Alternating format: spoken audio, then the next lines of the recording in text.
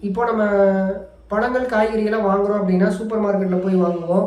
இல்ல அப்படின்னா, சில கடைகள்ல வந்து பில்லிங் சாஃப்ட்வேர் வந்து யூஸ் பண்ணிட்டு இருப்பாங்க. அந்த கடைகள்லயும் நம்ம வாங்கிட்டு இருப்போம். உண்மையிலேயே பார்த்தீங்கன்னா, பில்லிங் சாஃப்ட்வேர் யூஸ் பண்ணாத கடைகள்ல வாங்குனீங்கன்னா, உங்களுக்கு வந்து ரொம்பவே பெனிஃபிட்டா இருக்கும். அது எப்படி அப்படிங்கிறத பத்தி தான் இந்த வீடியோல வந்து நான் சொல்லிக்கிறேன். கிட்டத்தட்ட பார்த்தீங்கன்னா, ஒரு ஃப்ரூட் வாங்குறீங்க அப்படின்னா, அந்த ஃப்ரூட்டோட 1 கிலோ விலை அப்படின்னு பார்த்தீங்கன்னா, ரூ. 250 அப்படின்னு எடுத்துக்கலாம். இப்ப இந்த ரூ. 250ல 100 கிராம் அப்படிங்கிறது பார்த்தீங்கன்னா, ரூ. 25 இருக்கும்.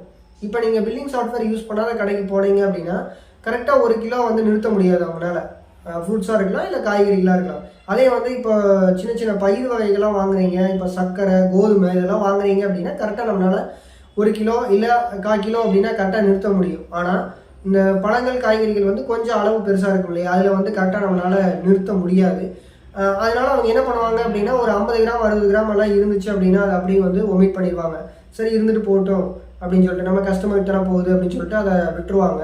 இதே நீங்க பில்லிங் சாஃப்ட்வேர் கடைக்கு போறீங்க அப்படின்னா, அந்த 50 கிராமுக்கும் சேர்த்தி, அதாவது 10 கிராம், 20 கிராம், இல்ல 15 கிராம், இல்ல 5 கிராமாவே இருந்தாலும், அவங்க என்ன பண்ணுவாங்கன்னா, அந்த அ அமௌண்ட் அந்த அந்த எடைய வந்து அவங்க டைப் பண்ணும்போது கம்ப்யூட்டர்ல, உங்களுக்கு அந்த 10 கிராம் இல்ல 5 கிராமா இருந்தாலும் அதுக்கான பிரைஸ் வந்து அதில உங்களோட பிரைஸ் கார்ட்ல வந்து ஆட் ஆயிரும். ஸோ இப்ப நீங்க என்ன பண்ணுவீங்கன்னா, அந்த 10 கிராம், 20 கிராமுக்கும் சேர்த்து நீங்க பே பண்ணிட்டு வருவீங்க. ஆனா பில்லிங் சாஃப்ட்வேர் யூஸ் பண்ணாத கடைக்கு போனீங்க அப்படின்னா, அவங்க 1 கிலோவுக்கான அமௌண்ட் மட்டும் தான் வாங்குவாங்க.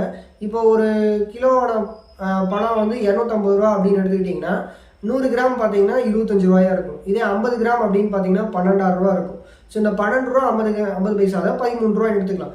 ஸோ இந்த ரூ. 13க்கான பொருள் பார்த்தீங்கன்னா, அவங்க வந்து ஒமிட் பண்ணிருவாங்க. அது வந்து அவங்களுக்கு ஒரு நட்டம் தான். இருந்தாலும் பார்த்தீங்க அப்படின்னா, நம்ம கஸ்டமருக்காக வந்து அது வந்து பெரிய விஷயமா அவங்க எடுத்துக்க மாட்டாங்க. நம்மகிட்ட அதுக்கான காசு வந்து நீங்க ரூ. 13 எக்ஸ்ட்ரா பே பண்ணணும் அப்படின்னு சொல்லிட்டு, பில்லிங் சாஃப்ட்வேர் யூஸ் பண்ணாத கடைகள்ல அவங்க யாரும் சொல்ல மாட்டாங்க.